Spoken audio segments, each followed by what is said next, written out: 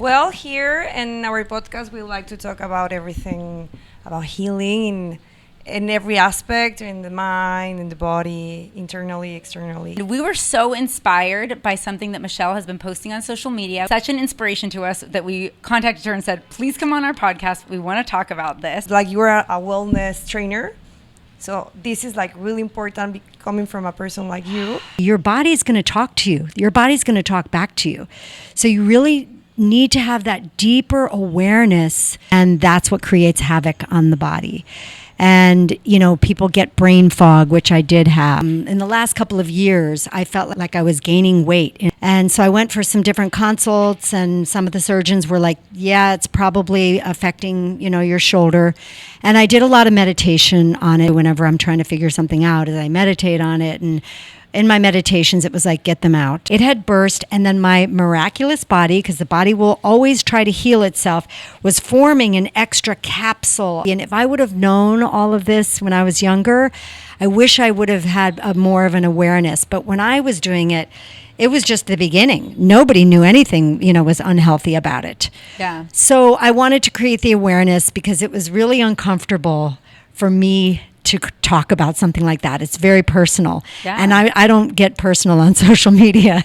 So I was like, oh my God, but there was something inside of me that said, do this, it's going to help so many women. Thank you, first of all, for being so vulnerable and sharing your story. It's a personal story, like you said. It's gotten a lot easier though. But yeah, thank you for sharing it, because it was so inspiring to see it. And we've been talking with friends and clients about this topic, and we're like, wow, Meeshel is so brave and so powerful. So inspired. Thank you so much for sharing. My pleasure. My pleasure. Welcome to the We Are Healing in Paradise podcast, where we are cultivating the new earth by reconnecting with our true nature and healing the planet from inside each of us. Welcome back to the We Are Healing in Paradise podcast. My name is Kate. My name is Rosario. And we have our beautiful friend Meeshel with us today. And we were so inspired by something that Meeshel has been posting on social media. We're going to get to that later in the podcast. She was such an inspiration to us that we contacted her and said, please come on our podcast. We want to talk about this. Meeshel is an internationally recognized wellness innovator. She kind of blends dance, fitness, yoga, music to create her own powerful transformations for people. And she's going to share with us a little bit about that as well. And we know something that you're really passionate about, Meeshel, is the physical needs of the body changing as we get older. And this is something that we feel really passionate about here as well, in the wellness and the healing space. And we'd love to hear your perspective on this. Well, as we get older, we evolve, obviously. And I also do personal training, and I've been doing that since I was 18 years old. So as I got older and as my clients got older, I noticed that we needed different things. And, when you're young, your body's invincible. You can do so many different things. You can, work out for 3 hours, climb big mountains, do all these crazy things and not even have it affect your body. Then when you get into your 40s and your 50s, things change. You start to have to become more aware of your body and really get in touch with yourself on a deeper level. And what I noticed, one of the things that's most important is strength training as you get older. So in my 30s, I thought, I could just stay in shape by dancing. And I think a lot of us have thought that. We can stay in shape by dancing. It's multi-directional. It's a great exercise, right? But if you want to stay on the dance floor until you're 70, 80, 90, 100 years old, you have to do things that are going to strengthen your joints. You have to do things that are going to increase your flexibility. If you want to be comfortable in your body, you've got to prepare yourself as you start getting older. So balance becomes a lot more important. Balance between strength and flexibility. Balance between your antagonistic muscles, like the quads and the hamstrings, or the hip flexors and the glutes, or the stomach and the back. All the antagonistic muscles have to have equal strength as well as equal flexibility. So your body starts to, like a lot of times as you get older, you'll notice, my knees are getting, weak, or this is happening, or that's happening. A lot of times that's just a muscle imbalance. It's because we're not training specifically to keep our bodies in balance. So I found that you need a lot more variety as you get older. You can't just do cardio, and usually the cardio needs to shrink down a little bit, and the strength training needs to be brought up more. and the flexibility training needs to be brought up a bit more. And then I also like to get even deeper and do a balance of sthira and sukha, which in yoga, that is like the stability of your body, the alignment of your body, the strength and confidence poses, as well as the sukha, the loose and free and opening, the things that we do in like ecstatic dance and conscious dancing, those types of things. So I think a balance of both of that is really important too. Even a balance in how you move masculinely and femininely. Right? So I could talk for days about balance. Well, it's different between like the balance in men and balance in women, right? Yes. But the men also, I find that the men need more flexibility training as they get older because men don't generally do as much as women. And then as they get older, they start to get more and more stiff. So that's what I found. Like the women need more strength training in general, and the men need more flexibility training. But we both need it all. So we both need that balance of everything. And we really actually need more. Like we need to pay attention more to our bodies, get more and more aware, because things that we did in our 20s, and even for me, I'm in my 60s, and living in Playa, I ride my bike everywhere, I dance, I swim, I do all these different physical things, and sometimes it's got like hours in a day, and I've been so physically active. If I don't listen to my body, later that day, I'm going to feel it more than I would have in my 20s or 30s, right? Mm-hmm. And if you do that repeatedly, your body's going to talk to you. Your body's going to talk back to you. So you really need to have that deeper awareness so that you can, do the right amount and then do the right things. Specificity training is what's really important. Yeah. Wow. Well, here in our podcast, we like to talk about everything about healing in every aspect, in the mind, in the body, internally, externally. And the topic that we want to talk about is the explant. And we know that you did one, and because you do, like, you're a wellness trainer, so this is like really important coming from a person like you. So I know. So if you can share us a little bit like how you discovered this, and then how was like all the process, how you feel now. Yes. I just want to say one thing that's kind of interesting, and being a wellness professional, back when I was in my 30s, early 30s, all the national aerobic champions were getting boob jobs. Yes. And it's like, wow, like, is that really the healthy thing to do? But it's interesting because a lot of the fitness people are not actually the healthiest people on earth, even though we think we are, right? And so it wasn't even a question of, are you going to get your boobs done? It's like, when are you going to get them done? So, yeah. So I was one of those people that I love to be along with the trends and do, everything. I was young. I was not as connected to myself, I guess, So I did that. And I always thought that they were too big. About a month ago, or no, I should say several months ago, like in the last couple of years, I felt like I was gaining weight in my breasts. And I was like, that's so weird, why am I gaining weight here? Little did I know they were just getting swollen. Wow. And I didn't know that. And then a couple months ago, I had a little bit of a shoulder twitch, and I didn't know what it was. I thought maybe it was from partner dancing. But then I started to notice one of the implants looked like it had pushed up towards my shoulder. And so I went for some different consults, and some of the surgeons were like, yeah, it's probably affecting, your shoulder. And I did a lot of meditation on it because I thought, well, and that's what I do whenever I'm trying to figure something out, is I meditate on it. And in my meditations, it was like, get them out, And I was like, well, I haven't heard anything wrong with them. I've never had anything wrong.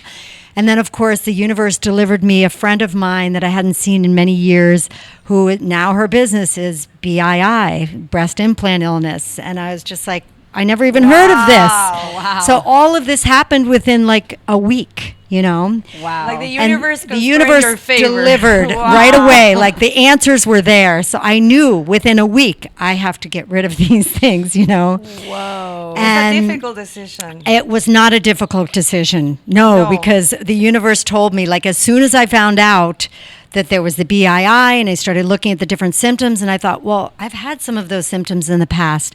However, I thought they were menopausal, or I thought they were different, you know, and because I'm a fitness professional, I would just do things that would eradicate the symptoms, you know. So it could have been the big old breasts. I don't know, you know, but Yeah. just the fact that I knew that this stuff was going on and that it was really unhealthy, it took me like a few days once I found everything out to make my decision. And the surgeon said, we won't know until we go in there and find out what's going on. We won't have any idea until we, you know, even though I got ultrasound and everything, all they could tell me is that they were swollen. And so I said, well, yeah, it's obvious. You know, they're swollen. I can tell you that. I can tell you that.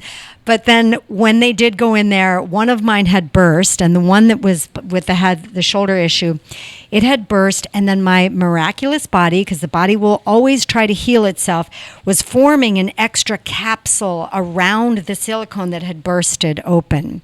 Whoa. So I had 2 capsules in one on one side.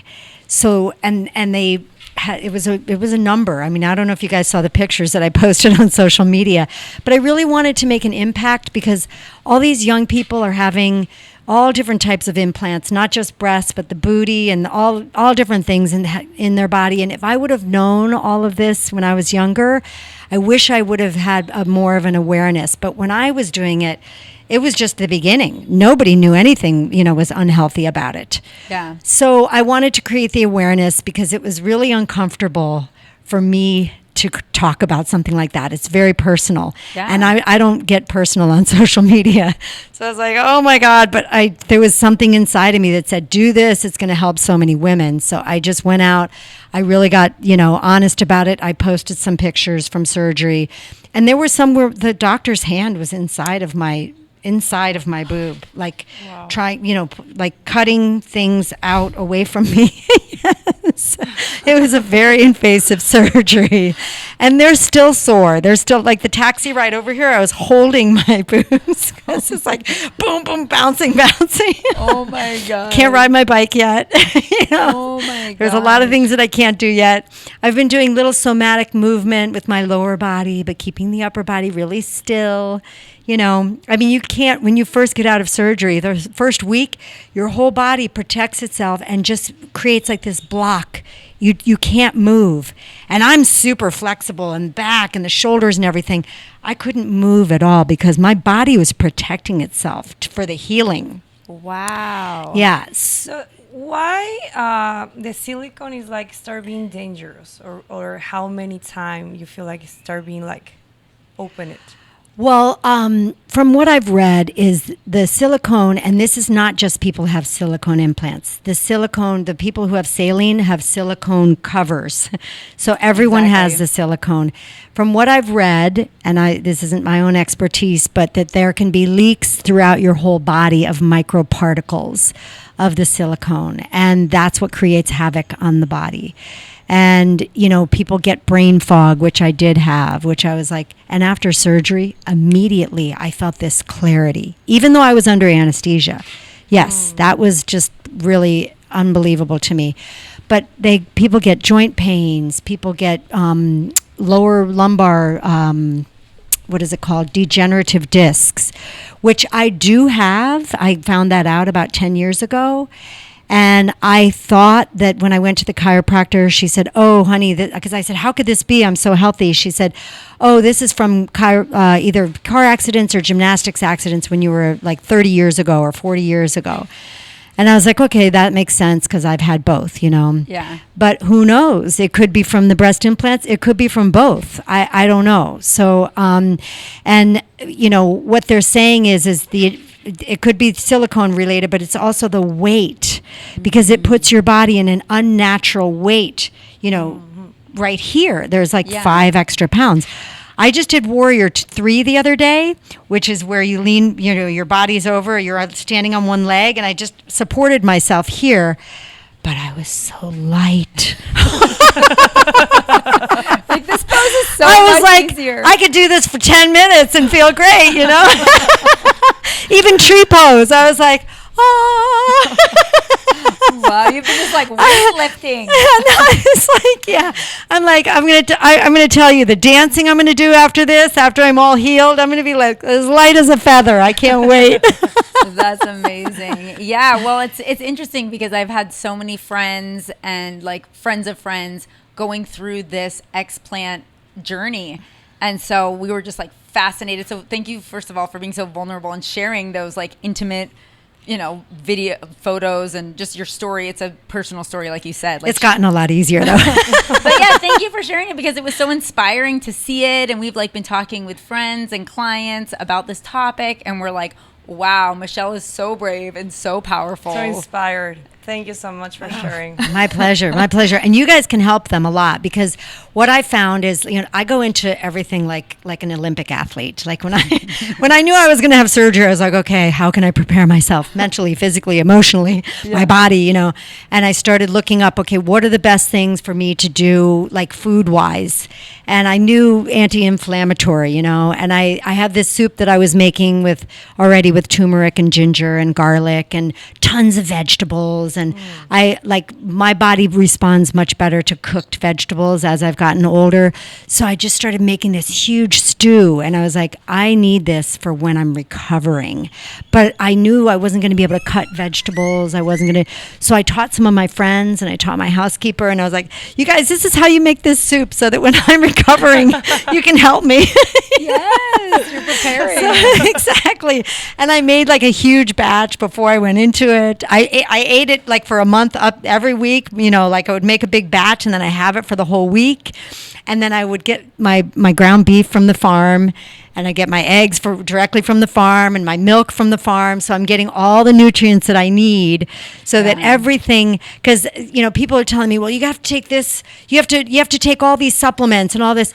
And I'm like, I don't want to be on all these different supplements. I'm okay with being on some supplements, and I believe in some supplements, just like I believe in some Western medicine because we need some of it. But I think that God made everything that we need. And, yes, we need to supplement a little bit, but everything comes from the earth. And I really believe that if we're preparing our bodies before surgery and eating the right things after surgery, we need minimal supplements. We need body movement. We need positive motivation.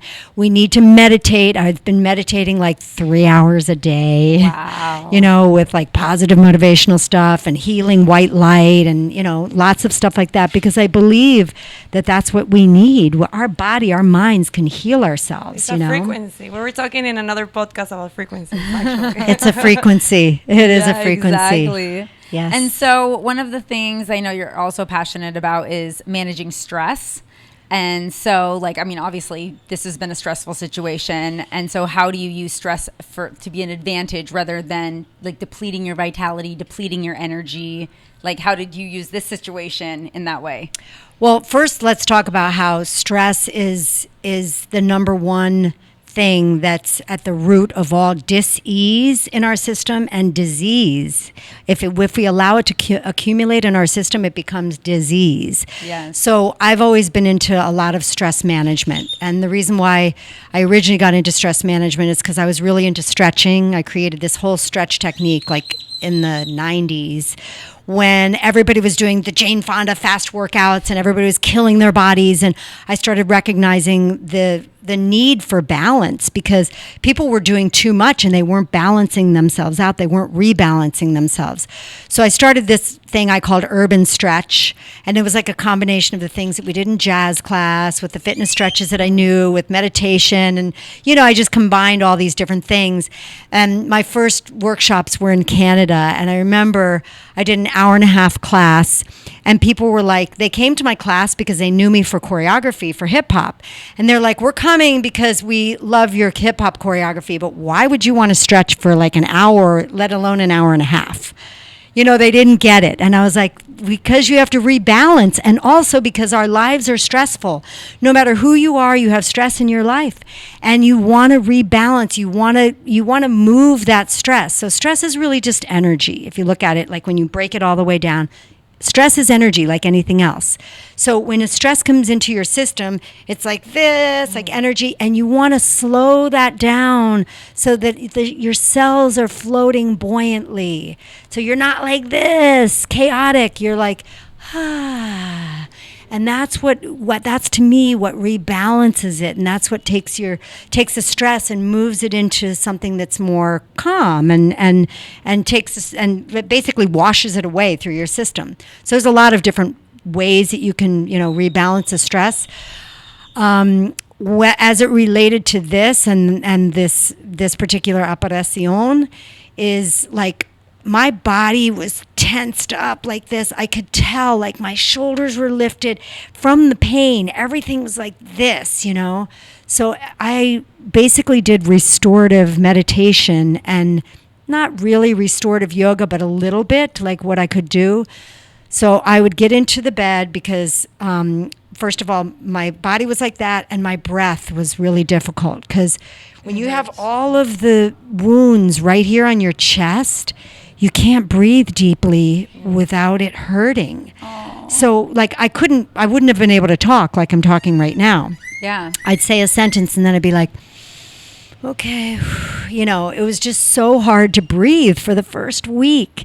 Wow. So I'd lay down and I'd get myself into a really relaxed state, get into the parasympathetic nervous system, and then just let my breaths flow like evenly, where there wasn't a lot of a rise and fall in my chest, where it was just like, I'm letting it in, I'm allowing it to move, but I wasn't moving my body a lot. Yeah. And that's what I had to do the first week. And that's part of what I feel like is the training pre-surgery, is to learn how to get into your parasympathetic nervous system and breathe really soft and easy. Because if you try to take a deep breath and you're expanding your chest, it's going to hurt, So there's a lot more, training that I did prior to, like even getting up and down without your arms. You can't use your arms at all for the first week. Wow. Even from laying down position, or we couldn't lay down. We had to be sitting up like, on an angle. Yeah. So, but luckily I had stomach muscles to be able to get up from that position because I couldn't push myself up. Yeah. So there's all these things that you don't think about. That's why it's like you want to train yourself before surgery so that after you have surgery and you have all these limitations, you're able to, be capable. I live by myself, so I had to be able to do all those things. Even I got paper cups because I knew I was going to need them, but I didn't know I would need paper plates. I was like, after surgery, I was like, oh my God, I need paper plates. Somebody can bring me paper plates. I can't wash dishes, Oh my gosh, wow. There's so many things we take for granted. But now you're feeling like you have more mobility in your arm and everything. Yes, and it just happens slowly. You get more and more mobility. And because of my yoga background, I started the week after, I started little arches and rounds and drawing the Mula Bandha in and shooting energy up the spine and, getting things moving even though I couldn't move my whole body like I love to. Yeah. So I knew, okay, I can move little parts and slowly imagine that energy is flowing up into the torso. And then that, increased the movement a little bit more and a little bit more and a little bit more. Yeah, exactly. Well, I'd love to hear how people can find you here in Playa del Carmen, because we're always inviting our listeners and our watchers to come to Playa del Carmen, because this is where all the magic is happening. Absolutely. So share with them where they can find you. Behind the DJ decks, for one thing. I'm not doing anything now until I'm fully recovered, but I have a party called Elev8. And it's designed to lift your energy, to uplift your energy. We have a dance class in the beginning that gets people into their bodies, so out of your head, into your bodies, relieves stress and tension. And it also teaches people how to play on the dance floor. We have specific exercises that get people to, how should I say, mirror dancing. So get people to know each other, and we switch partners, and we, teach them specific movements. Then we do a little bit of partner dancing. So we teach people how to play on the dance floor, and we also get the crowd to know each other before the DJ sets come on. Then once the DJ sets come on, everybody's rocking it because they're already into their body and they're having a good time and they know each other. So then it's just like 2 or 3 DJ sets from there, and it's all uplifting music. I curate the best DJs to have only high energy. The idea is, for this particular party, is to keep your vibration up for a period of time of at least 3 or 4 hours. Wow. So, and then, I suggest people set intentions and all that so that you can do that. So that's my party that I run. And then I teach dance yoga vibes at the Mandarino Beach Club on Saturday mornings at 11. Aw, he wants to come do yoga with us. Hi, monkey. And then I also, because I believe in doing like little things all throughout the day, I recommend people go to my site, Elev8Workouts.com. Elevate is spelled with an 8. And I have sessions between 2 minutes and 60 minutes, and all different types of things for your mind, body, and soul. So that's something that it's super inexpensive to join, and it's like my secrets from the last 40 years of training people. Wow. Okay, you guys. So we're going to link all of those resources in the show notes below, in the description box below, so you can follow Meeshel. You can follow her on her socials. You can find her here in Playa del Carmen. Come to her awesome parties. Come party with us. If you're listening to this podcast, please share it with your friends. We want people to know that you can heal naturally, that there are resources to help you get through stressful situations like this surgery and help you come back into your body, connecting to nature. And so please share this podcast with your friends. Give us a good rating. If you're watching us on YouTube, please like, please comment, please subscribe, hit that notification bell so you never miss a podcast, and leave us a comment and let us know if you want us to have Meeshel back on, because I feel like maybe she has more to share and we should have her on another episode. So please comment below. Let us know what you'd want to hear from her. Share whatever you want to share with us. We're glad that you're part of the community, and we look forward to seeing you next week. Thank you, Meeshel. Thank you, too. Thank you all. Thank you for watching. Adios. Bye. Hasta luego.